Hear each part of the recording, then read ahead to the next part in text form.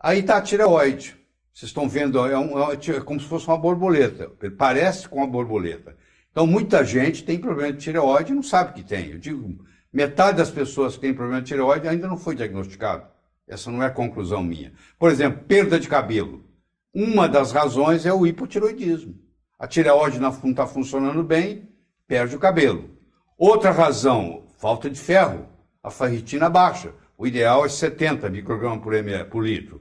A deficiência de lisina, deficiência de selênio, deficiência de ácido pantotênico, tudo isso contribui. Mas vocês estão vendo lá que a causa principal, primeira, é hipotireoidismo. Quando a pessoa diz para você, ó, eu estou perdendo o cabelo, a primeira coisa que você tem que pensar é se a tireoide está funcionando normal ou não.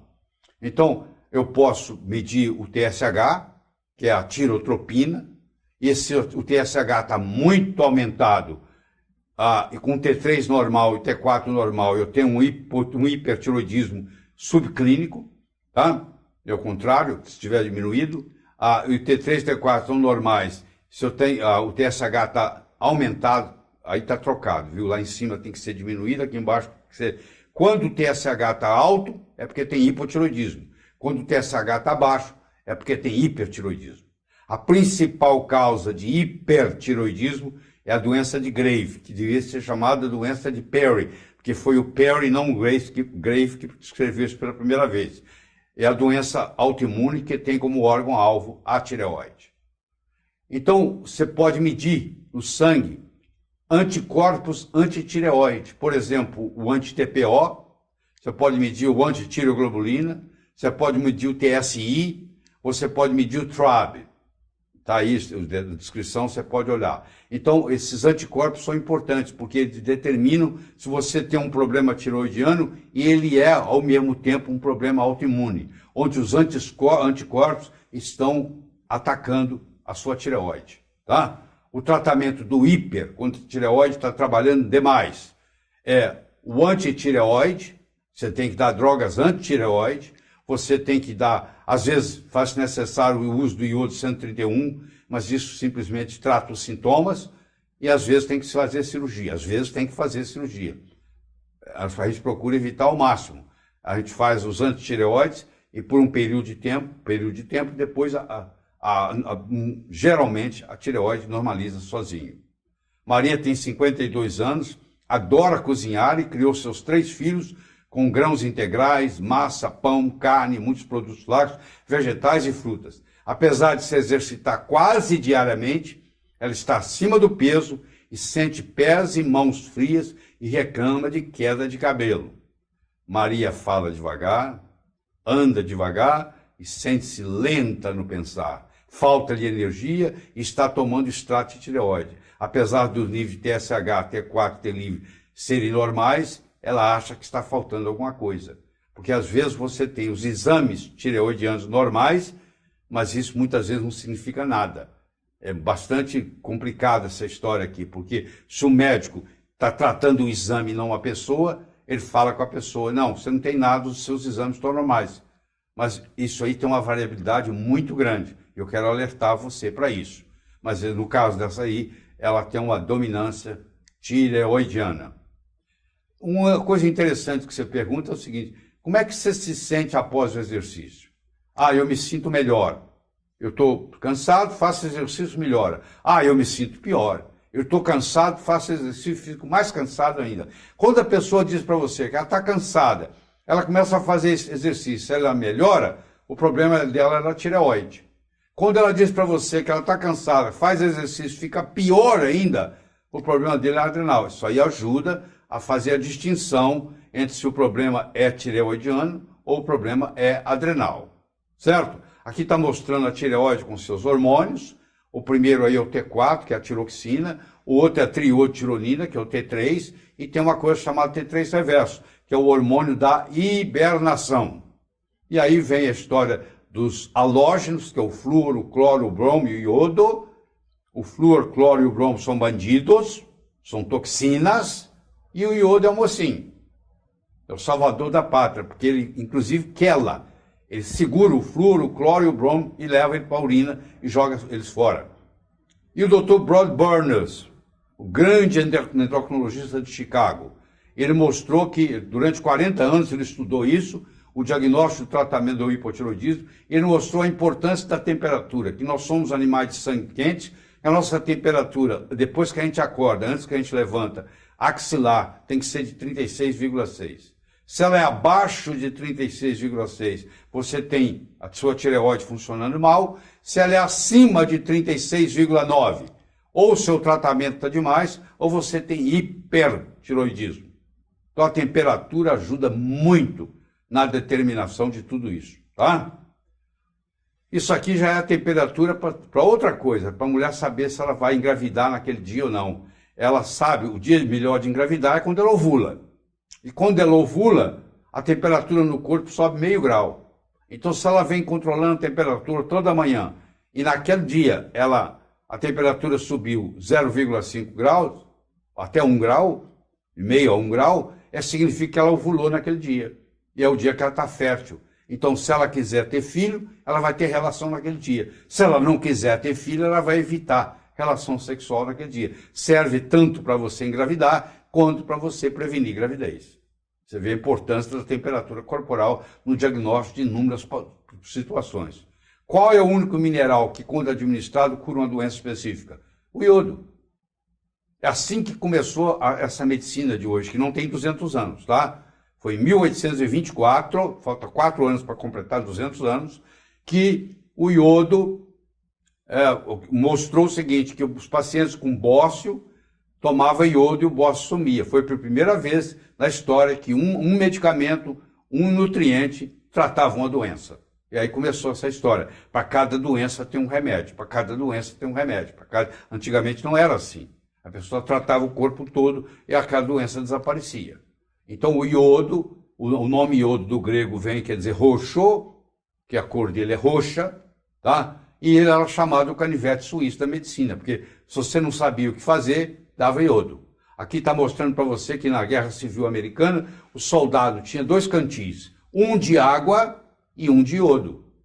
Tá? Porque ele usava iodo para desinfectar a ferida, etc. Porque é um grande desinfectante. Aqui está o estado da Carolina do Sul, que é chamado estado do iodo, que lá o terreno, o solo é muito rico em iodo, por isso que é chamado estado de iodo. E aqui é impressionante isso aqui, essa água aí, um canal que leva para uma vila, isso aí acontece na província de Xinjiang, na China, onde os habitantes dessa vila, desse vilarejo, todos tinham um déficit intelectual, um déficit mental, eles tinham um QI baixo, e aí eles descobriram que faltava iodo na água, então eles pusessem, não sei se você está vendo ali a ponte, tem um indivíduo agachado lá perto daquele tambor, lá, se você olhar você vai ver, tem uma pessoa agachada ali perto do tambor, e esse funcionário do governo, todo dia ele vem aí e joga um pouquinho de iodo nesse canal que irriga, que leva água potável para o vilarejo beber. E aí mostrou-se que com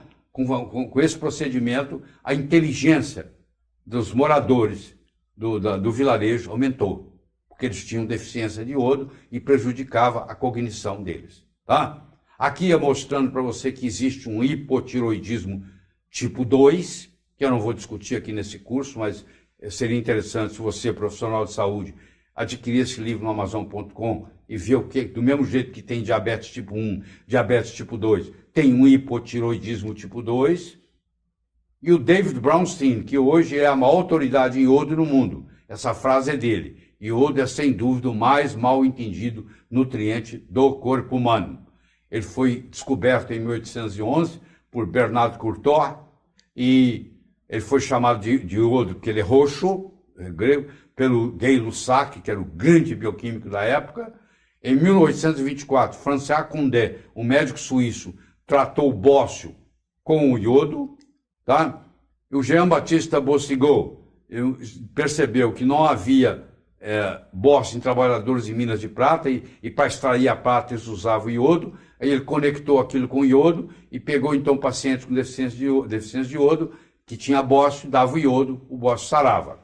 O uso de iodo para tratar bócio foi a primeira vez que um simples elemento, iodo, era usado para tratar uma doença específica bóssea. Assim nascia a medicina ocidental. a medicina ocidental, a medicina alopática que nós conhecemos, a medicina clássica que nós conhecemos, nasceu em 1824. Então essa que é a verdadeira alternativa, porque a medicina ayurvédica tem 8.000 anos, a medicina chinesa tem 5.000 anos, a medicina moderna não tem 200 anos. Essa é a verdadeira medicina alternativa, e não as outras, certo?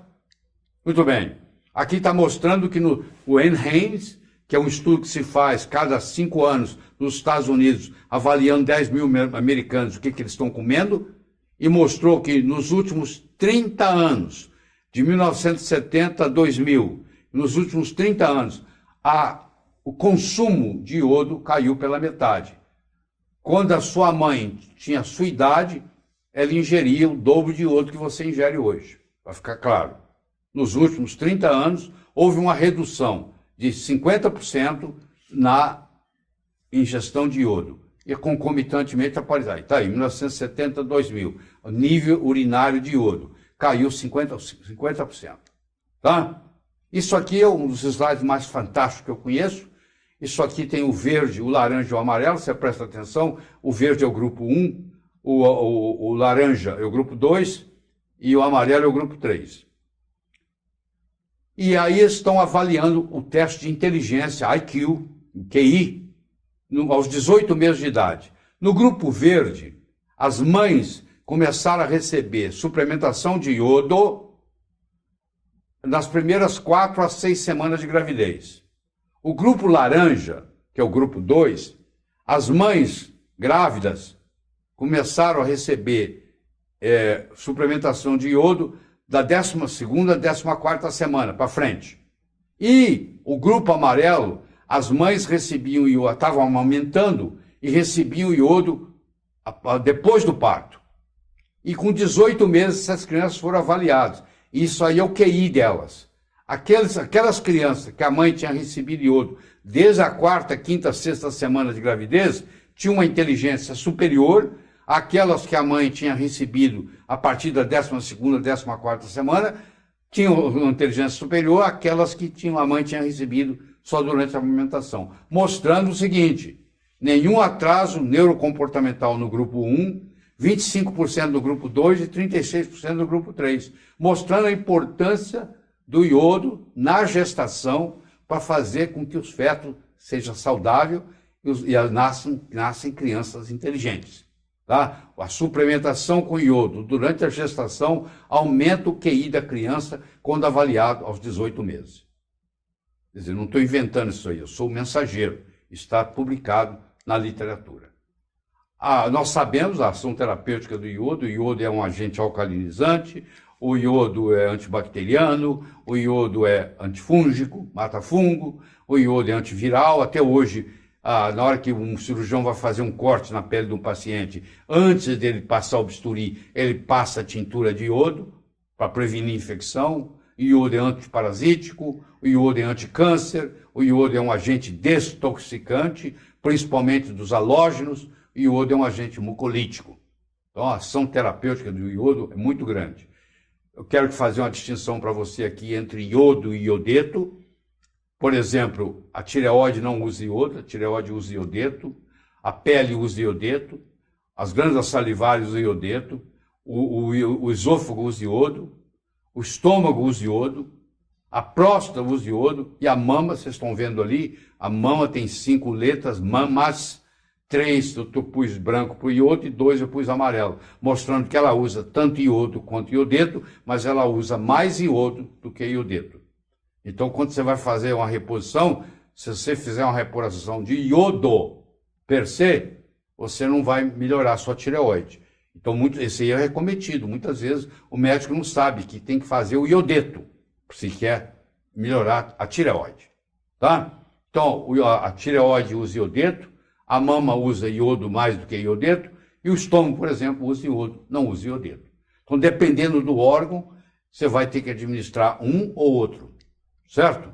Aqui está a tabela periódica, ali está a classe 7A, os halogênios, que está lá o flúor, lá no centro, o cloro, o bromo, o iodo, o ástato, aqui melhor para você, aqui ó, na 17 aí, vai na vertical, flúor, cloro, bromo, iodo e ástato, são os halógenos. Então, por exemplo, fluoxetina, que é o Prozac. Por que te vem com fluoxetina? Porque a base é flúor, e flúor é um veneno. Então, por isso que a Prozac tem tantos efeitos colaterais. Então, o flúor, ele empurra o cloro, o bromo e o iodo. O cloro, existe a chamada lei dos halógenos. Quanto menor o peso molecular, mais valentão ele é. Tá? Aqui, o Lexotan é o bromazepam. Então, quem faz uso de fluoxetina, Prozac, quem faz uso de Lexotan, engorda. A longo prazo engorda. Por quê? Porque esses halógenos, o bromo, no caso do Lexotan, e o flúor, no caso da fluoxetina, estão interferindo no metabolismo da tireoide. Tá? Aí está mostrando para você o flúor, o cloro, o bromo e o iodo. Muito bem? Lei dos halógenos. A quantidade de bromo aumentou 10 vezes no leite materno na última década. Isso é o EPA americano, que é a Agência de Proteção ao Ambiente. Mostrou que nós estamos nos intoxicando. Ou seja, cada vez mais nós precisamos de iodo.